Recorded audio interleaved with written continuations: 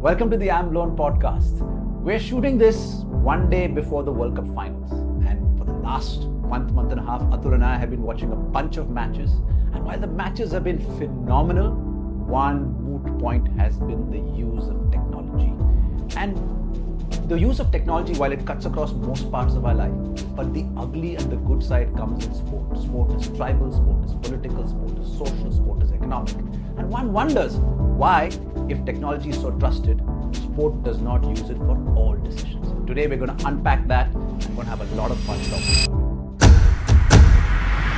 it. You know, as you were talking there, Sid, and I was like thinking, you were saying sports is economic, sports is this. And I'm saying, oh my God, he's pushing all the buttons because it just brings out the best and the worst in sports, because it's just, there's so much more to sports beyond just the actual act of sporting behavior. Yeah. And the last one you said was sports is economic.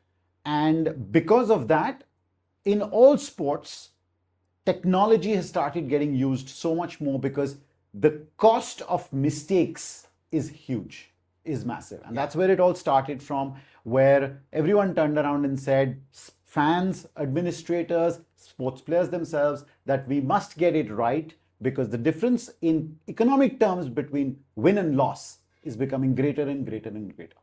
Yeah, I mean, I've watched sports all my life. I'm a big cricket fan. I love football. And I can't think of the number of times I've said, if that decision went in our favor, we would have won the World Cup, or we would have been champions. Yeah, absolutely. Right? You and millions of other people. And therefore, I've always been a proponent of saying, you know what, we should use technology. But here's the point.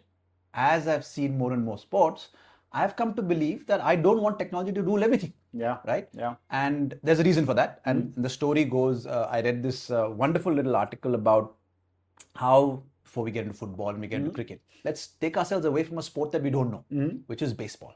Right. For people who've not watched baseball, go Google it, check it out. But essentially, it involves a bunch of players, and there's a pitcher who's throwing the ball, and there's a batter who has to hit the ball, and it's a nice little thin bat. So out of the 100 balls, 90 balls crosses the batsman. He either misses it or leaves. Now, there are two outcomes that happen when the ball is not hit. Either it goes into what they call the strike zone, in which case it's a strike against the batsman. Or if it's out of the strike zone, and the strike zone is defined as something between the chest and the knee, it's actually the chin and the knee. Is the chin and the chin and so there's a little box, and it's an imaginary box. Imaginary box, and there's an umpire at the back who has to imagine that box, and that ball is coming at 150, 160. The amazing part is, just to give context to people who understand cricket, is that in cricket there are wickets behind the batsman, right? So it's very clear you hit or you don't hit. There's a target. It's just an imaginary thing that the pitcher is imagining, the batter is imagining, the umpire is imagining, and millions of people watching on camera, on TV are also imagining, right? Actually, they've started now creating an imaginary box to help the viewers see it. The viewers. Only, not nobody else. So the umpire has to judge that 90% of the balls that pass the bat, are they in that box? And they have to either call a strike or they have to call a ball, as they like to call it. Absolutely. Now, this has been an imaginary box, and I can tell you that it's been a huge debate that whether that was a strike or a ball. I would not want to be an umpire in that situation. So the premier Major League Baseball has invested huge amount of technology for the last 5 to 10 years. They have invested in checking whether technology works, and finally they went and executed it. But when they finally executed it, they didn't give all the decisions to the technology. They said that technology can only be used if the batter or the catcher or the pitcher feel that they've been wronged. And only then. So just like a review system in cricket, where, you know what, if your ball hits the pad and the umpire gives you out, the batsman can say, listen, I review it. So they give each team 2 chances in the entire game, which each game is about 3.5, 4 hours. 9 innings. That I found very unique. Why didn't they give that? Just make it automatic, right? And that got me to the rabbit hole that I think technology is great, but I think leaving technology to itself makes the game boring. In fact, I think when you give a review system, it makes the game even more exciting. Because very often we're like, it's not about the decision, but has that person reviewed it? Why did he review it? The drama around that. The drama around that kind of elevates the sport. And I think it's worked for cricket, for sure. For sure. But you know what's interesting, Sid, is if we just pan out for a moment, and I can see some similarities or parallels with life in general or marketing, which is that, you know, when you bring fundamental change of this nature, sometimes the change, the seen and the unseen, the unexpected and the expected unfolds over a period of time. So, for example, technology, I mean, we're now sitting at a time where the cricket system of technology was introduced in 2008. It's been 18 years, right? When it was first introduced, and India famously was one of the countries that was opposed to it. Dhoni famously was opposed to it, right? And one never knew pre-2008, 18 years ago, what would happen, right? And some things are better, some things are worse, some things they're getting right, some things they're not getting right. But what is for sure is that the expectation was that technology bringing into sport would kill controversy. But what's actually happened is that the controversy has just shifted or relocated. And it's a different thing that now we are arguing and getting controversial about, which is, for example, the famous one in cricket is that there is, whether the ball strikes the wicket or not is umpire's call. Yeah. I mean, if it's technology, why umpire's call, right? Absolutely. Now, I mean, we could go on arguing about this forever. The technology allows for an error of 5 to 8%. Is that correct? That's what they say. Now, there's no way human eye can get it better than 5 to 8%, right? No. So if you've given it to technology, then let it all go. Why umpire's call? Just say it's going to strike the wicket or it's not going to strike the wicket, right? But so controversy shifted. Forget about the rights and wrongs of it. Neither you nor I are experts at that. But what's interesting is that it's just relocated, or for that matter, you know, whether the guy stepped over the line while taking the catch or not, you know, the timing of it, this, that, and the other. You get it right most of the time. Yeah. They say no. The fan who's in favor of says no, he never stepped over, and the other guy yes, he just stepped over. Yeah. So it's just kind of relocated, and this is true in VAR. I mean, the World Cup tells us. Yeah. Most of the world thinks that this World Cup is rigged. Some people don't. The FIFA is what FIFA is. And it's just a different type of controversy. It's not like it's gone. Yeah, it's not like it's completely cleared the air. You've used technology, but I think people are questioning moments when technology should have been used and not been used. That's still a human call. It's still a human call. It's not like technology is poking you and saying, hey, that's wrong. Yeah. There's a human sitting in VAR saying, okay, calling the ref on the ground, saying, listen, maybe you want to review. Maybe you want to take another look. Maybe you want to take another look, and the ref takes another look.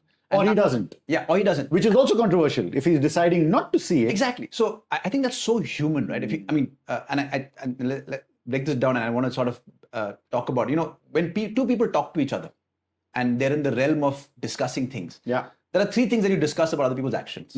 One is the action itself. Second is the consequence. And the third is the intent, right?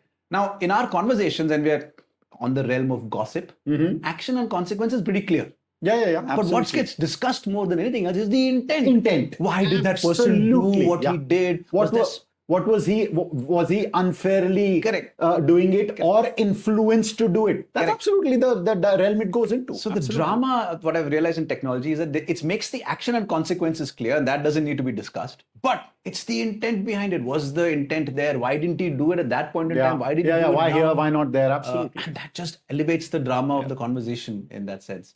But what's interesting is that very often the error, at least, and what I was talking about earlier, that, you know, time makes you learn this over a period of time. You can't know what's going to happen. People are finding that sometimes the error isn't a bug. It's actually a feature of the system. So the fact that a human made that mistake is then discussed in bars and pubs and homes and things for days and days and days, right? Which is also true for VAR, which is also true for cricket referral systems, whatever. But a lot of fans have a problem with the spontaneity going out of the sport. Whether it's football, whether it's cricket or tennis. I mean, I remember when I was a kid, we used to watch Wimbledon, and one of the, I would say, features of watching tennis was watching those line women and those line guys calling, right? He's going to call it in or out. And yes, you had replays. Replays were not good that time. You know, I'm talking about 25, 30 years ago. The technology was not great. In the 90s, But it was great fun to watch a lot of human connect in the sport. Now, maybe I'm talking like an old man here, that that was part of the magic of the sport. But a lot of people would then have those contentious issues that they were, like questioning. So that part of it is the feature, the spontaneity. Like in football, fans love the celebration of a goal. Correct. That's gone now, because every time a goal is scored, everyone's looking over their shoulder and saying, is something wrong? Can I celebrate? What's going to happen? Even if you take a long shot, someone else could be in a offside position, whatever. So it's just bizarre that this is an unseen consequence of bringing in technology. But the question is, can we go the whole hog and not even have a referee on the field? I don't know. I would hate it. Yeah, I would not be nice. Imagine, as I said, I started off saying, every LBW decision should go to technology. Why are we leaving it to review systems, so on and so forth? But I'm loving the fact that, if we've all played gully cricket, right? Yeah. And we've all had that LBW decision. We're all said no. And you probably remember it till today. I remember it till today that I was not out. I'm not out. I'm not leaving this pitch. And similarly, when I'm watching a match and I'm watching my favorite player and it gets hit on the pad, I want to assume that, wait, there is some sense of doubt. I want to know what happens. But if I know that technology is going to decide, then I'm like, let's just wait for technology. But here I'm waiting for the batsman to say, okay, will you review it? The field team, the captains come together. They give 15 seconds. Those 15 seconds are precious. You're waiting. Oh my God, are they going to review it? The earlier review was bad. This review is good. It just elevates the drama of the game. And I think sport succeeds because it's tribal. And I think this... Being tribal is so emotional that you don't want to bring technology and kill that emotion. And that has its impact on other things. I mean, behavior in sport also changes, right? I mean, if you look at any sport, whether it's footballers or cricketers, the way they are now playing the sport, it's in the back of their head that there is the recourse of technology. And which brings me to another point, which is, technology came in slowly also because technology has to be introduced at grassroots level for it to build up over a period of time. You can't just have it in the top echelons of the sport, because the people who are playing that sport, the sports people, have come through the ranks. Now, a lot of people like Dhoni, for example, when he was growing up, there was no technology. For him, it would have been introduced just like that one fine day at the highest level. But someone who's playing the top level sport today is used to now that technology for the past 20 years. Maybe when he was a kid playing at a college level, there was some level of technology. So that becomes an important element because money becomes important. Infrastructure, cameras, technology, screens, having more people available, because you need more referees the moment you have people sitting outside and watching the game. So that has an impact. Now, a kid playing today, our famous Suryavanshi, he's 15 years old. Definitely, he's never seen the sport without tech. Absolutely. Right? He's never seen it without tech. So he knows that when he gets LBW, he knows he's going to hang around. He ain't going anywhere. Whereas in other, or for that matter, edges to the wicket keeper, there was a time when it was thought noble, you get an edge, you walk. Now you say, VAR hai, not VAR, technology hai. When I get given out, then I'll go. So that changes behavior of the sports people as well. Yeah, I completely agree. I think behavior is super critical. I also like how sports administrators have started using tech, and I've used it differently. Like, I think, for example, our experience of tech in sport has been cricket, and the decision to whether to review lies with the team. Right. They could have done that in football, but unlike cricket, which is a stop and start game, football is a full flowing game. Exactly. I like the fact that the sport administrator is saying, listen, it's not your call. The call lies with the referee, who needs to keep the game moving. Decide whether to go to technology or not, or keep the game moving. And the thing about baseball is when they were testing this technology of incidentally they call it the robo ump. They gave that technology a personality. Typical American. Trust the Americans. They call it the robo ump. They gave that. So I'm in my mind, I'm thinking of a robot actually umpiring, but they gave this robo ump full, pick the box and call the strike and the ball. Now, it was so good that most things that would have been called a strike are now being called a ball. What that did is it elongated the game. And it made the game longer. Factor. So they had to make the game more efficient. So guess what they did? They increased the size of the box. They gave the technology that, because for an umpire, that invisible box is a little bigger than what the technology was So he's got more of an error margin, maybe if you want to call it that, or just a margin of safety, actually, more than an error that, let me not give this out because it changes the game. So I found that every sport is using technology smartly to keep the sport honest and true, to keep the drama going, to keep the flow going. And I find that exciting, which is why if I impose technology in its truest sense, I think it'll ruin some games for sure. The last thing maybe we can talk about here is something I was reading about when I was doing the research on this. Is something called algorithmic aversion. What's that? Apparently, the concept is that as human beings, our ability to accept something from an algorithm, an error from an algorithm, is far, far smaller than human beings. Which stands to reason. We expect human beings to be wrong more. So when technology is making a decision, whether it's sports or otherwise, we are willing to accept one error, so to speak, where for a human being, we'd be able to accept more errors, probably. Because of this aversion, right? Now, I wonder if they take that into consideration whether when deciding whether to use technology for a decision or not.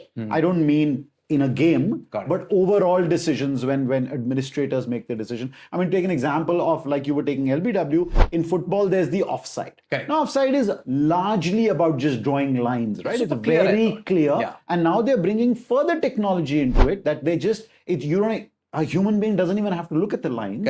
Technology can just automatically decide, which makes it faster, which lets the football flow, right? Which is an important element. I found that line to be incredibly irritating. It even calls a little nose out. And I find that that's ridiculous. You know the rule, right? You're offside only with the body part which can score a goal. Oh. So you can't be offside with your arm. With the head and the leg. Head, any part of the body other than the arms. So your arm could be a head. You're not offside, but if your toe is ahead, you will be offside. But they must give some room for error. They've given zero room for error. What about the defending team then? This argument could go on for some time. Probably. Because then the defending team says that, why give any margin error at all? His toe is offside, he's offside. But to your point, you're right. I think we have demands on technology. And I think... far greater. And just to move away from sport and move into the AI world, when I'm chatting with AI, and the first response I get is terrible, the second response I get is terrible, and I'm questioning it. Give it up. Guess what? The third, they don't give it instantly. They tell you that it's processing, it slows down, I'm thinking more. Which may not be a real slowdown, which may be slowing down. To tell me that I'm working hard to get your information, which is fabulous. Absolutely. So I think those guys have got it right, for now, at least. Awesome. Technology, people, human behavior. It's fascinating. I'm glad we didn't bring up the real controversial bits with the World Cup final and the team that starts with A that one of us loves and one of us doesn't love. I love him. And yes, I'm glad you clarified. And, and I'm surprised you're not wearing the Argentina jersey with Infantino on the backside. Absolutely. To prove a point. That's the only way I would ever touch an Argentina shirt, let alone wear it. On that note, thank you very much for being part of this episode. Spain's going to win, by the way. Well. The way it's rigged, I don't think Spain's going to win. Awesome. But we'll find out. Someone's already won by the time you watch this because the World Cup final will be done. And thank you very much for being part of this episode. We're going to be back with another one. Share some stuff that you might want us to research and talk about. See you guys soon.